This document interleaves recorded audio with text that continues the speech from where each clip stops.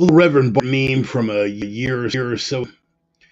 They were a lot more thorough about covering their tracks before the grazers got so stupid they'd believe anything the TV told them. That's cute. It's funny, and I guess in light of the current cultural lack of critical skills, we should probably think whatever God they respectively pray to, that they've gotten it down to where they can just resort to character assassination rather than physical assassination. I'm all reminded of that Dennis Miller routine. Hey boss.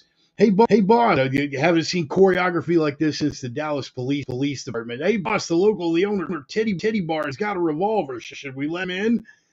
Oh, times they are changing, not as much as they need to.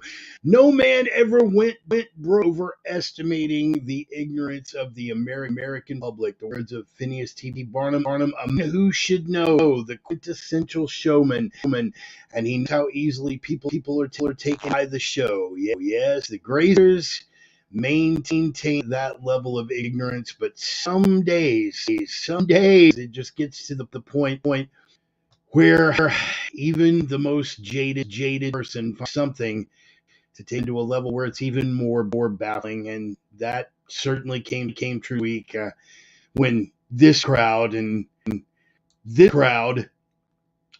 that phenomenon out the supposition. I can't even through this with a straight face. Out of postulating the assumption that a woman left alone in the woods is safer with Ursus horribilis than is with a human male. That's right, the man versus bear run amok. As I was doing the show prep, came to mind that there actually is a show on one of the formerly Hitler channels that actually categorized the name of the show is Man versus Bear. I couldn't even believe it. They have to go and name the bear Bart and put me into this thing. Look, guys, the short of it is this. The premise that they're running with is, regardless of mitigating factors, regardless of mitigators, and we're going to do reluctantly moderately dive on later. Again, I am beyond words. We're even having to have this discussion, the whole Substack on it this week. We're going to get into it later. But yes, independent factors, she's safer in the woods with what's on the left than she is with what's on the right. They said it with the straights, and when people tried to call mitigating factors, they doubled down. A complete lack of risk assessment skills, a complete lack of critical thinking skills, a complete lack of nuance, and about a million other intellectuals I can think of, which is disturbing when one thinks back to this old quote by Voltaire. There's at least one of you out there who is probably correct and saying, you know that was misattributed, but the quote still stands regardless of who spoke it.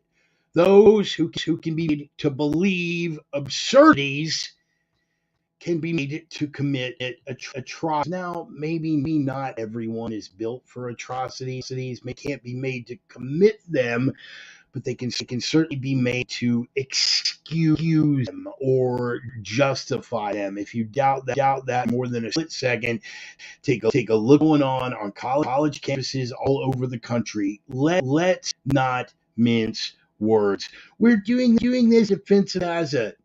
No. You can tell yourself that if it makes you feel better. When you are blocking Jewish students from accessing their final exams, when you are blocking, as in one case, and I wish I could pull the video up, of an African American man being blocked by this spindly little pencil neck white boy from to his final exams, is because the black man wasn't pro-Palestine for his taste.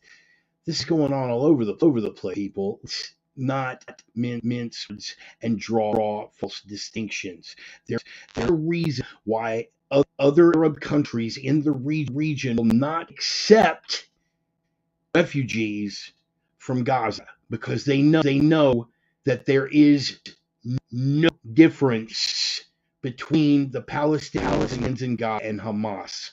Once their children are old enough to understand spoken language, they are being trained to commit acts of violence and hate news. I am no Israel, the secular Christ-denying name of Israel, and I am certainly no friend of Zionism. The fact is fact, and to believe anything else is to believe absurdities.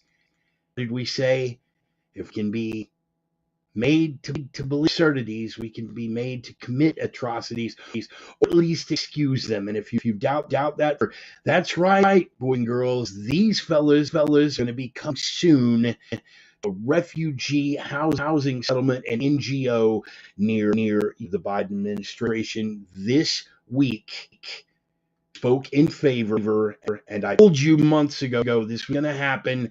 Look it up. That the Arab nations in that region refuse to accept refugees from Gaza, that the United States is going to be more than happy to take that on, which of course is just what we need with the attitude being exhibited on college campuses. Dude, that's one of my collars. I got like 3 of those. Look it up.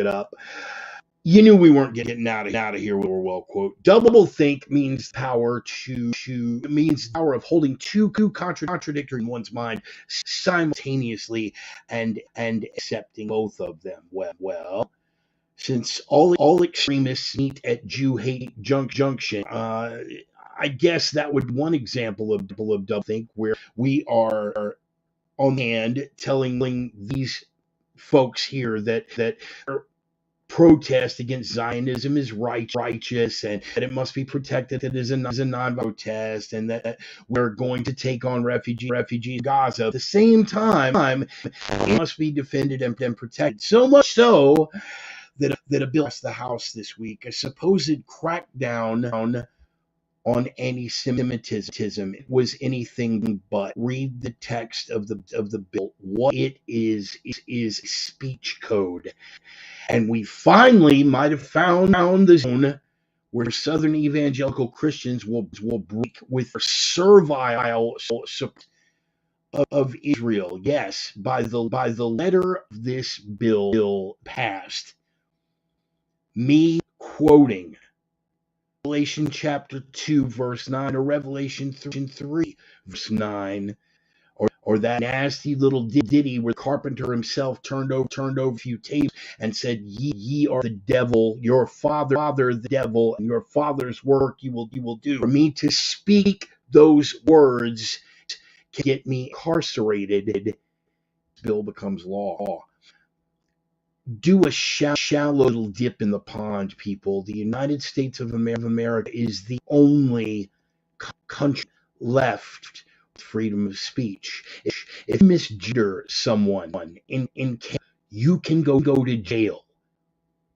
And those speeches are coming here as well. Double think. Oh yes, we're defending democracy while reading speech.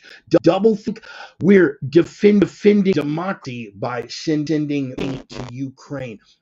By the way, for my Orthodox brothers and sisters, he is risen. Orthodox celebrates their Easter a bit different than the Protestant denominations, but Zelensky celebrated it by a fresh round of Ukrainian troops being sent into Orthodox churches to arrest bishops and priests. This after he suspended elect. Double think? Oh, you betcha. You're sending money to defend democracy. But maybe it's not double think. Maybe the illogical rationale of the current regime say they are defending democracy. This is exactly the sort of democracy that they have in mind. The democracy, they're in charge, you're not, shut up. One of our founders, Pat Henry, famous for the quote about give me liberty, death, is part of that same essay. For my part, whatever anguish of spirit might cost, I am willing to know the whole truth, to know the worst, and to provide for it. In light of the idiocy we see on prominent public and proud display in today's culture. Knowing the worst is know that you can take the average person, calculate how stupid they are, and then realize that by definition, half the people are dumber than that. That is the whole truth. And if we're going to provide for it, I'd suggest that we do our best to enlighten those who can still be reached, disengage from those who can, and to condition our bodies accordingly, because clearly we got to fight coming up. The opinions by the Reverend are his own and no one else's on the planet. Not friends, not foes, not detractors, not and since I got another one coming up, certainly not lawyers. I throw that one out for you docs, happy maggots with Tifa and BLM. They have adjudicated thought crime in all jurisdictions. Consider yourself. They are coming from the heart. They are guided by, guaranteed to choke you with the truth cock. Coming at you live with a black latex glove and a fistful of truth, boys and girls. It's time once again for the sermon. Welcome.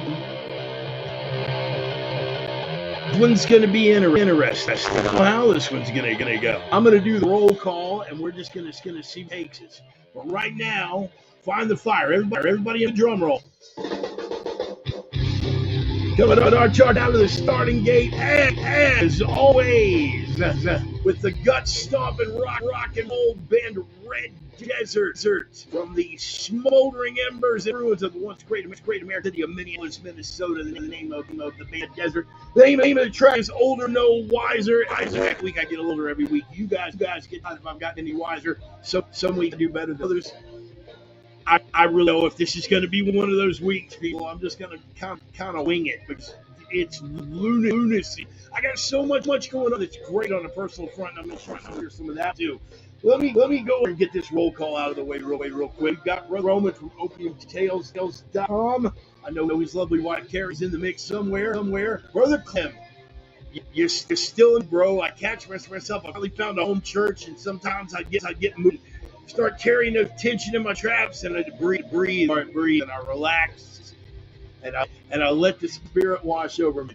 It's a good. Brother Swimer, OG Reverends Ranger and Prophet of Boom showing up early. Look at this, boys. Miss Charles decided to grace us with her presence. Hello, beautiful lady. Very nice to have seen you on board early. Who else we got? Brother Joel. Oh, there's Carrie. I knew she was in the mix somewhere. Brother Joel Jackson reporting in from the Midwest up there in pollution country. Do you live by the river? Do you live by the Ohio River, sir? Yes.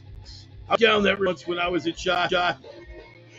I'm gonna get my curtains on for you guys one of these days, man. Charlie hates it, but important to have your own space critic. Even it's that conversation when I was doing show. Brother Mike, the mighty Stone on board. Glad you made it, brother. Glad you made it. We got some interesting stuff, man. It's been an interesting week. Echoing? Oh no. Don't tell me that. No. Please don't tell that.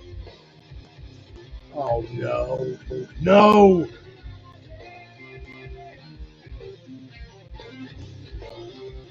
All right. Some echo on YouTube is Facebook. All right. Here's what I'm going to try doing. Hang on. Oh, goodness. All right. Go ahead and kill the music. Tell me, guys. All right. We're in the comments. Do we still have the echo? Over. Okay. Now that the music's out, do we still have the echo, guys? Just give me a little bit. Give me a little bit. Discern a little bit echo.